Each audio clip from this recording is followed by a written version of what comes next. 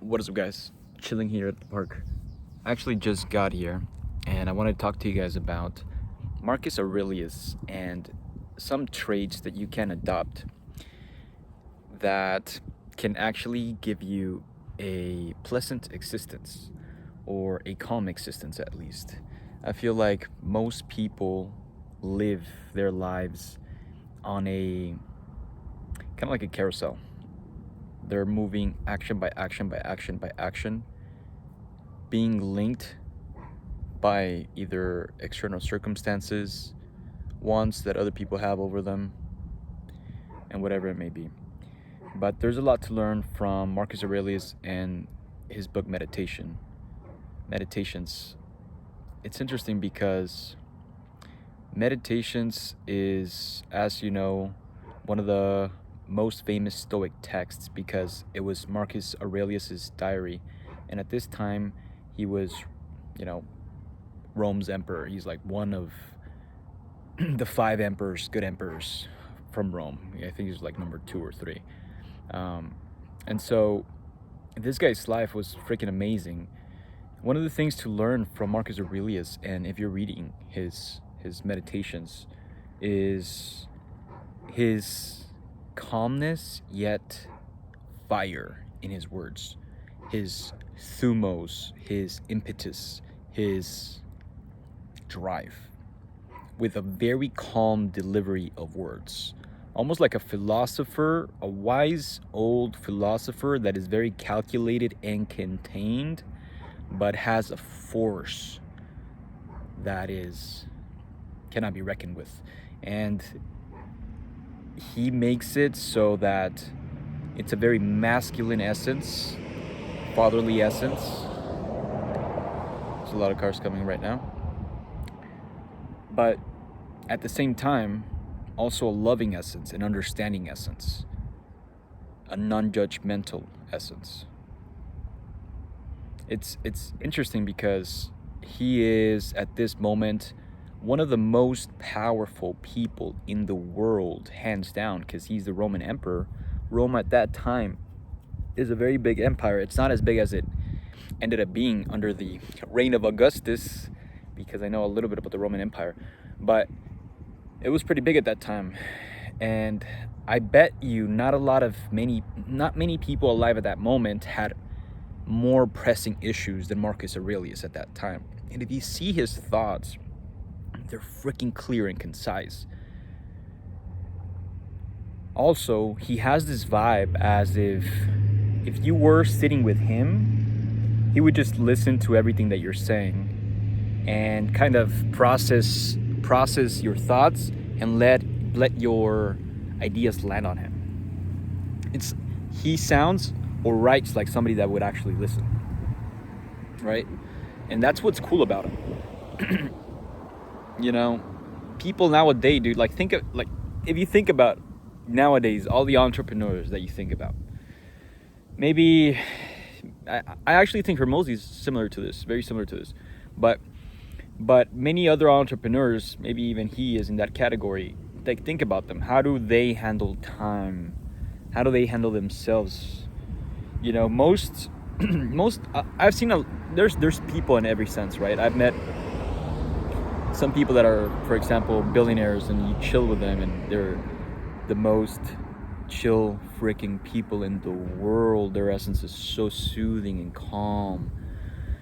And then there's some millionaires, multimillionaires, decamillionaires that they can't even, they don't have an attention span of like more than 10 seconds. And I'm gonna walk because it's freaking cold, bro. So they don't have attention spans for like more than 10 seconds. And bro, like, this guy is the most fucking probably richest, probably most powerful man in the world, and he's writing like that, and he's philosophizing about life that way. Nowadays, people don't even sit down and write their freaking thoughts. This guy is a lifelong student, and I mean, he actually references a lot of the writers and thinkers of his time that he's learning from. So that's actually very respectable, and that's just something to take into account. Another thing that I wanted to mention about Marcus Aurelius, and the point of this video is not Marcus Aurelius, really. It's how you can take these teachings of Stoicism and the mannerisms of this book to apply them to your life, especially if you're a man, especially if you're on a mission. Another point, this is point number 2, about how Stoicism can actually give you a calm existence, is if you go through the book as well, you'll understand how Stoicism is actually a little bit like Zen Buddhism, or like a little bit like Hinduism, but or even like, so it's Buddhism and even Taoism, right? What's interesting to me is it's almost like the Greek version of it, because if you read the text, Marcus Aurelius constantly mentions things regarding you being part of the whole, right? That quote, I don't know if it's an Alan Watts quote, or Alan Watts quote, I believe, is, you are a wave in an ocean.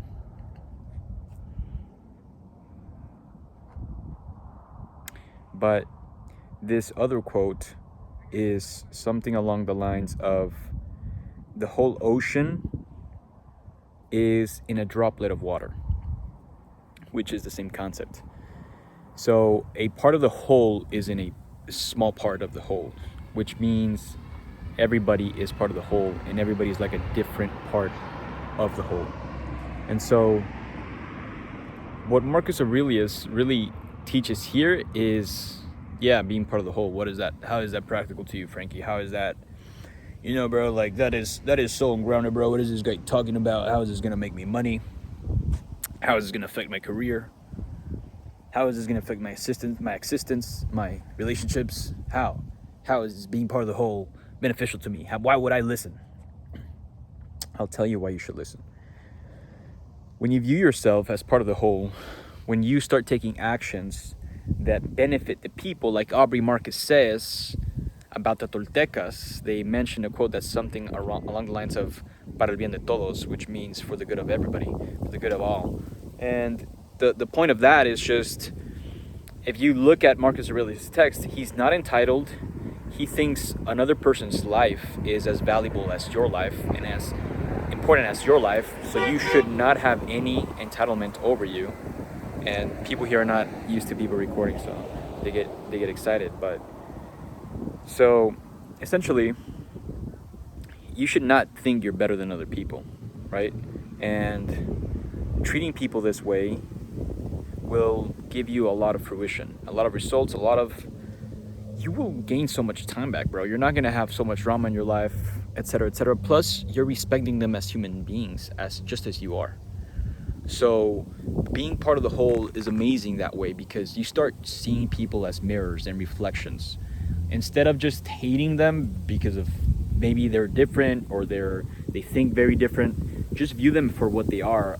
Excuse me for the wind, but just view them for what they are and accept them and use it as a mirror, right? What appears in the mirror, and learn from that. And it's not to make regret, hate, resentment, or create that in your heart, but it's actually to not carry it and to have light energy throughout life. And to not carry it and have low energy or good energy throughout life, and not having high or heavy baggage, right?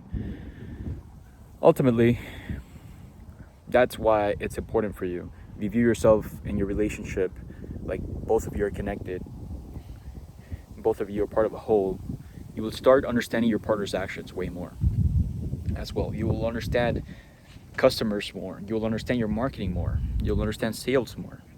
That's how it will change your life and your business, right? You just start applying it to sales, but there's that quote that says, there's no business problems, there's only personal problems that manifest in your business life, right? That's why that quote is famous too. Not all quotes are real, but at the same time, they all have a little bit of their merit. So that's number 2. And then number 3, I can't actually remember number 3 right now.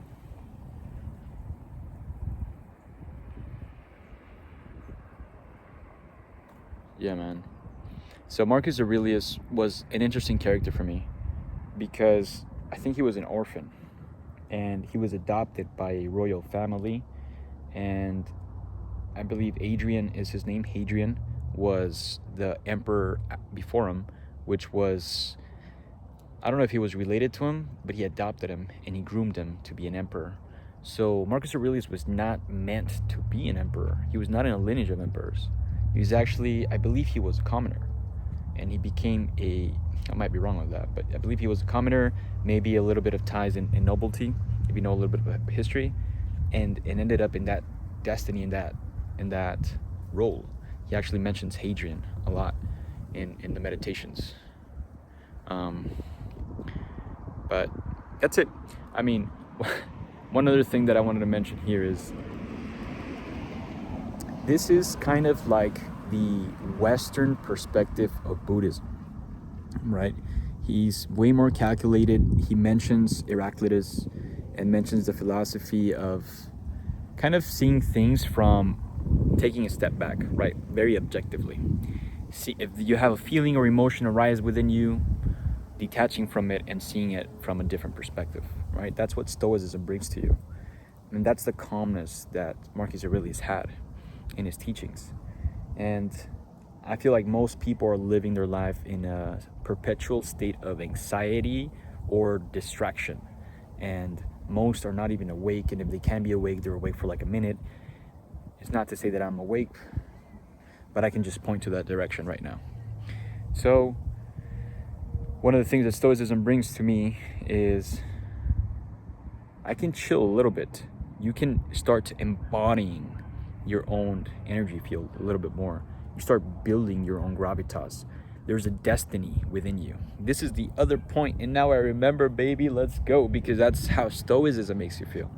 Once you ground yourself and get that feeling, you can start going into that fucking, like you start channeling those type of thoughts or relations to your emotions and thoughts. So there's a dharmic perspective to Stoicism. To what do I mean by that? In Hinduism and in that culture, they have the concept called dharma. And dharma pretty much means your destiny of what you were brought here in the world or existence to do, right? The funny thing is that what I like about Stoicism and Marcus Aurelius specifically is he talks about dharma in a way that nobody can affect your path. Only you can affect your path. And if you do not take action in the moment where you have the window to get some effect, you will lose your chance. And it all pretty much falls back onto you.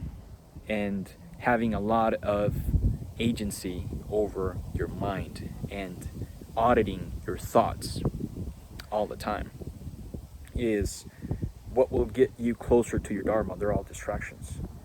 You have to put in the work. He doesn't call it dharma specifically, but he also talks about how people pretty much decide what's going to happen in the future right now, in the now. So for example, if they think like, shit, I'm not going to win, I'm not going to be able to like succeed in business.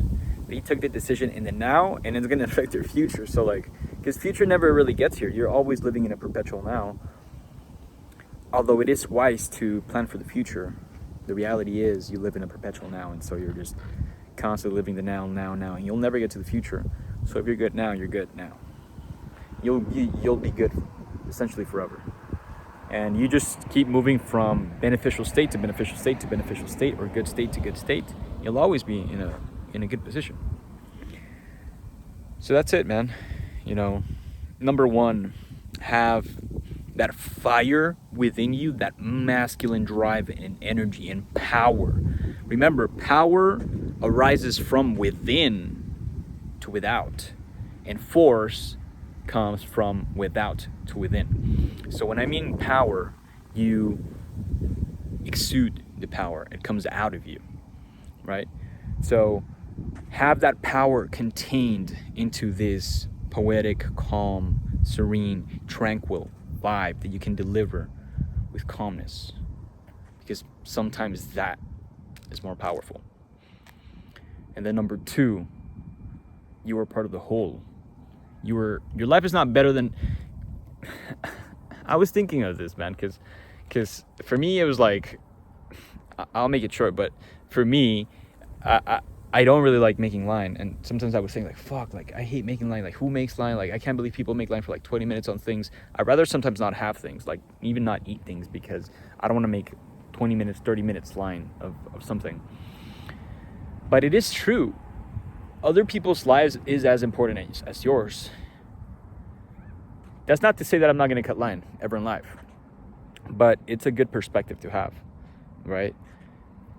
And that's simplistic in that term, but you are part of the whole, like Alan Watts says.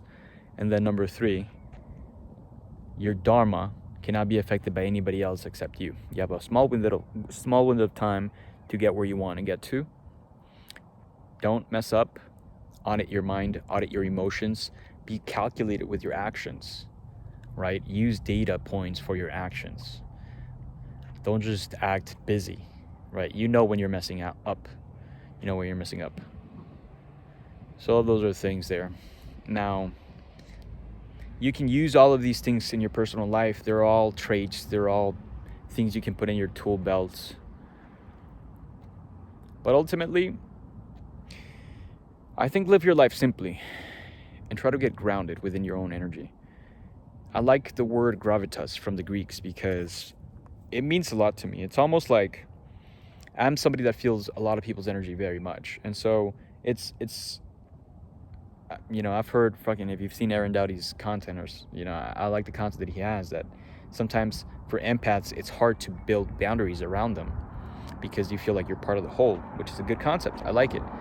And when you have gravitas, you actually have to have good boundaries around you, so that it's almost like you have to have boundaries around you because you have a gravitational pull around you like a planet. Your power within you is so strong, you pull people. So that can be with your drive, your dream, your presence.